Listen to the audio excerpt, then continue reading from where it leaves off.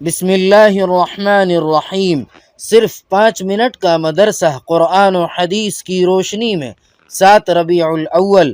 Number 1، اسلامی تاریخ۔ حضرت عیسیٰ علیہ السلام کے معجزات اور خصوصیات۔ جب حضرت عیسیٰ علیہ السلام نے بنی اسرائیل کو توحید کی دعوت دی اور قوم نے آپ کو جھٹلایا تو اللہ تعالیٰ نے ان کی نبوت کی تصدیق کے لیے بہت سے معجزات عطا فرمائے، جن کا تذکرہ قرآن پاک میں بھی آیا ہے۔ مثلا اللہ تعالیٰ نے ان کو بغیر باپ کے پیدا فرمایا اور پیدائش کے بعد انہوں نے گود ہی میں اپنی ماں کی پاک دامنی کی گواہی دی۔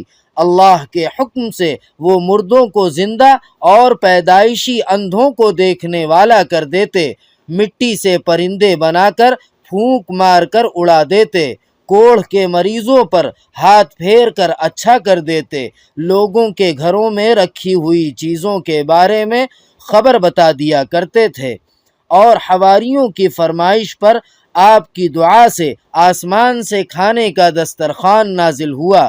آخر میں اللہ تعالیٰ نے دشمنوں سے حفاظت کرتے ہوئے ان کو زندہ آسمان پر اٹھا لیا، اور آخری زمانے میں قیامت کے قریب آسمان سے اتریں گے اور دجال کو قتل کریں گے۔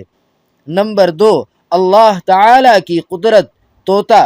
اللہ تعالیٰ نے بعض پرندوں کو بڑی خصوصیت عطا فرمائی ہے، ان میں سے ایک طوطا بھی ہے۔ یہ زیادہ تر ہرے رنگ کا ہوتا ہے۔ اس کی آواز سے لطف اندوز ہونے کے لیے لوگ اسے اپنے گھروں میں پالتے ہیں۔ یہ بڑا خوش آواز، نہایت ہی سمجھدار اور نقل اتارنے کی مکمل صلاحیت رکھتا ہے۔ لوگ اس کے سامنے آئینہ رکھ کر اسے سکھاتے ہیں، تھوڑی سی تعلیم سے وہ بات چیت کرنے لگتا ہے۔ آخر اس چھوٹے سے پرندے کو سیکھنے اور نقل اتارنے کی صلاحیت کس نے عطا فرمائی؟ بے شک یہ اللہ ہی کی قدرت ہے، جو پرندوں کو انسان کی بولی بولنے کی قدرت دیتا ہے۔ نمبر 3، ایک فرض کے بارے میں۔ ہر حال میں نماز پڑھو۔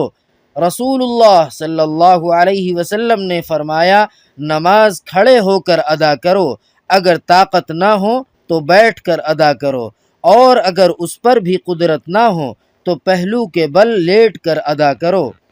نمبر 4، ایک سنت کے بارے میں۔ سفر سے واپسی کا سنت طریقہ۔ رسول اللہ صلی اللہ علیہ وسلم سفر سے واپس آنے کے بعد پہلے مسجد جا کر 2 رکعت نماز ادا کرتے اور لوگوں سے ملاقات فرماتے، اس کے بعد گھر تشریف لے جاتے۔ نمبر 5، ایک اہم عمل کی فضیلت۔ اللہ کی ذات سے مغفرت کا یقین رکھنا۔ رسول اللہ صلی اللہ علیہ وسلم نے فرمایا کہ اللہ تعالیٰ فرماتا ہے، جس آدمی نے میرے بارے میں یہ یقین کر لیا کہ میں گناہوں کی مغفرت پر قادر ہوں تو میں اس کی مغفرت کر دوں گا، اور مجھے کوئی پرواہ نہیں جب تک وہ میرے ساتھ شرک نہ کرے۔ نمبر 6، ایک گناہ کے بارے میں۔ سود کھانا۔ رسول اللہ صلی اللہ علیہ وسلم نے فرمایا، آدمی کا جان بوجھ کر سود کا 1 درہم بھی کھانا 36 مرتبہ زنا کرنے سے زیادہ سخت گناہ ہے۔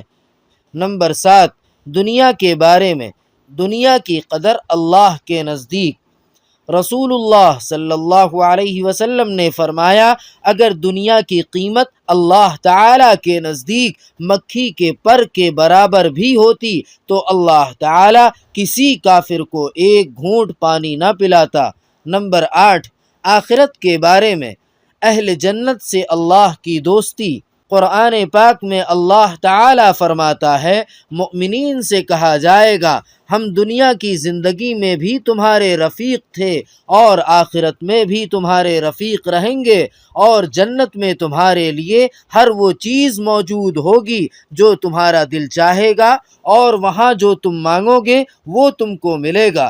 یہ بخشنے والے مہربان کی طرف سے بطور مہمان نوازی کے ہوگا۔ نمبر 9، قرآن پاک سے علاج۔ قرآن پاک میں ہر مرض کے لیے شفا اور رحمت ہے۔ قرآن پاک میں اللہ تعالیٰ فرماتا ہے، وَنُنَزِّلُ مِنَ الْقُرْآنِ مَا هُوَ شِفَاءٌ وَرَحْمَةٌ لِّلْمُؤْمِنِينَ۔ ترجمہ: ہم قرآن میں ایسی چیزیں نازل کرتے ہیں جو ایمان والوں کے حق میں شفا و رحمت ہے۔ نمبر 10، قرآن پاک کی نصیحت۔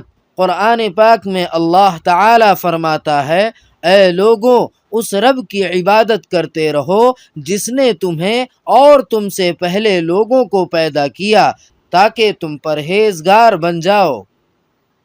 سبحان ربک رب العزت عما یصفون وسلام علی المرسلین والحمد للہ رب العالمین۔